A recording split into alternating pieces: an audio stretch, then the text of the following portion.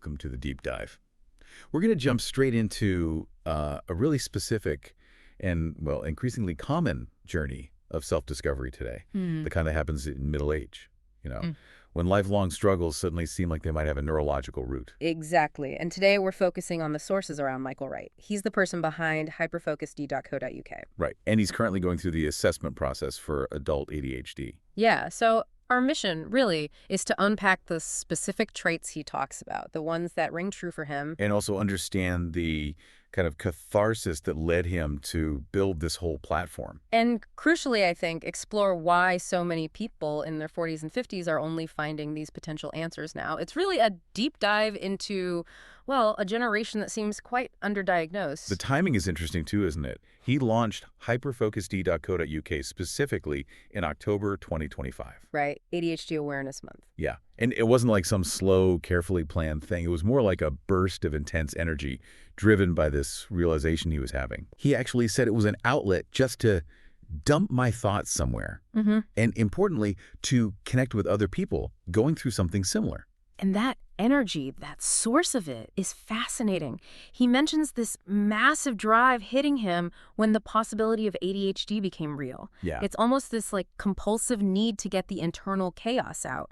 He did joke, apparently, hoping it's not a fad. Right. But that initial surge of energy, that intense focus on a new, all-consuming interest, that's often really characteristic of this kind of discovery phase. You can absolutely see why getting clarity is so important to him. He said quite plainly he'd be pretty gutted if I didn't get a diagnosis, because it's not just about getting a label for him. It feels like validation.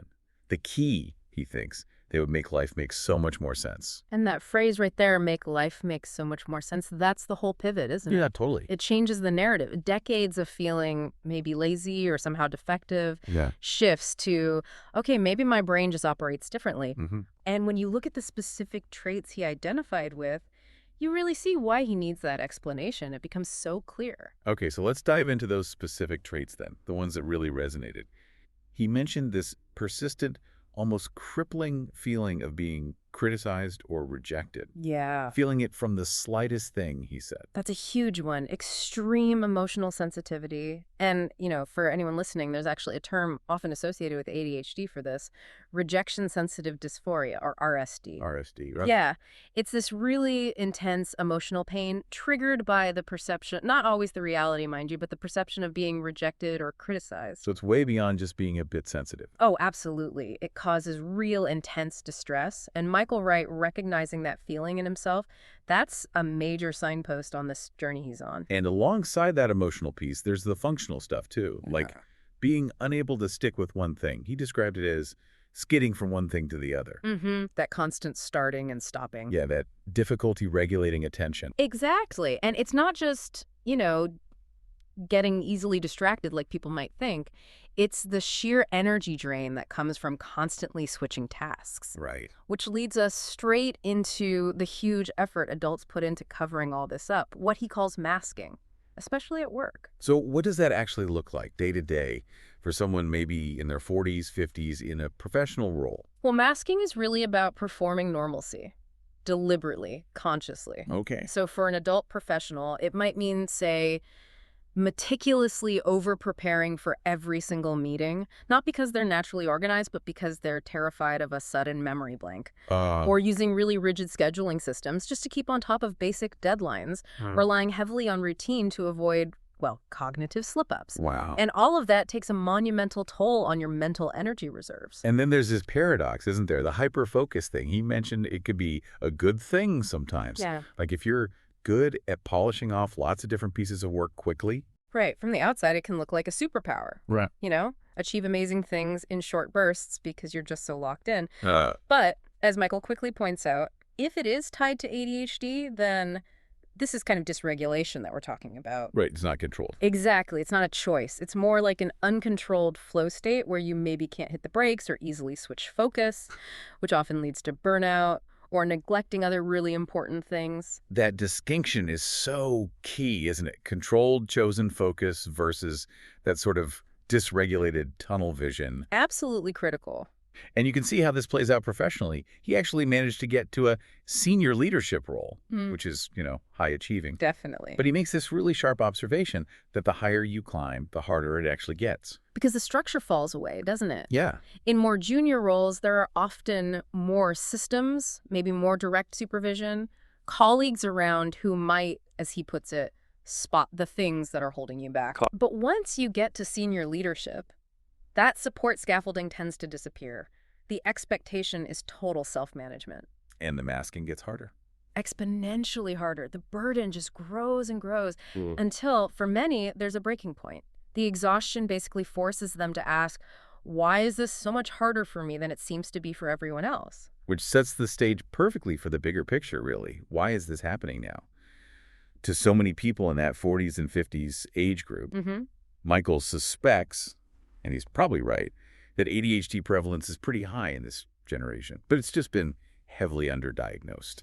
And this really brings up important points about, culture and how medical understanding has shifted over time. Right. Think back to the 80s, the 90s. When these individuals were kids, the dominant picture of ADHD was, what? The hyperactive little boy. Right, exactly. Bouncing off the walls. So if you were maybe primarily inattentive or you somehow managed to get decent grades despite the struggle, you were just missed. It wasn't really on the radar. It just wasn't seen as a possibility. Yeah.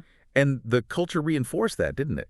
He mentioned people his age grew up with this ingrained idea of just getting on with it. Oh, absolutely. That cultural mindset essentially taught them that any struggle was a kind of moral failing, not a potential neurological difference. Yeah. He explains they tended to, in his words, be dismissing any kind of concerns, really, as being our issue, always feeling like we need to do better, we need to work harder.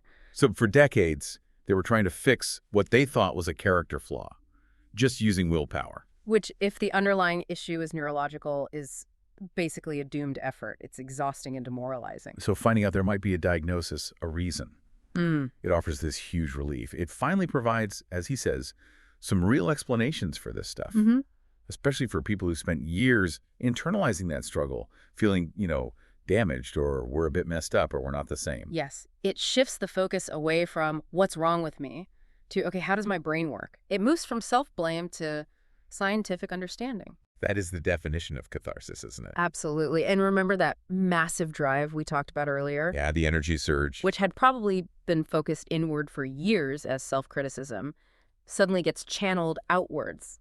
Yeah. Productively. Exactly. Let's talk about that constructive outlet. Because the energy from this self-discovery, it didn't just stay inside his head. No. It fueled the really rapid creation of this whole hyper-focused ecosystem.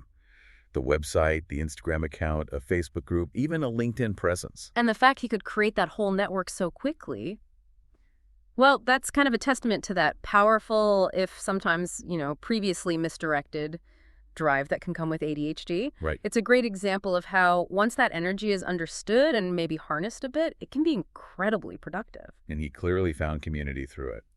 Building the platform seems cathartic, partly because it helps him hear from others. Connect. Yeah, it turns what was maybe a very lonely, decades-long search for answers into something shared, a resource. And it gives that massive drive a place to go, something tangible and connecting. It's like turning internal chaos into external connection. He basically built a system to organize his own thoughts and experiences. And in doing that, he created a space for other people to get curious about ADHD and share their own stories, too. So if we boil Michael Wright's journey down for you, the listener, what's maybe the single most important lesson he seems to have learned through all this? It really seems to come down to shifting that internal voice, doesn't it? Moving away from judgment towards acceptance. Self-compassion, yeah. Exactly. Yeah. He explicitly said, lesson 1 is to start understanding it and stop being hard on yourself. That feels like the absolute pivot point, where you finally start shedding that internalized, just get on with it culture that told you it was all your fault. He makes that point so powerfully when he describes this generation, us, maybe as being your own worst critic. And he uses that really simple, heartbreaking analogy. You'd never treat anybody else like you do yourself. Oof. Yeah, that hits home. It really shows the depth of that internal self-blame that years and years of unexplained struggle can build up. And that self-acceptance piece, that's the real win from seeking answers, isn't it? Whether you get a formal diagnosis or not, just understanding these traits could be neurological. That's the first vital step. Right. Acknowledging there might be a reason for it that isn't about your character or effort. That knowledge itself starts to free you from that awful cycle of self-blame. It gives you permission, finally, to be a bit kinder to yourself. So this deep dive into Michael Wright's story, his search for clarity in midlife, it really highlights, I think, three key things for us. Okay. One, the huge impact of things like masking and that dysregulated drive of hyperfocus.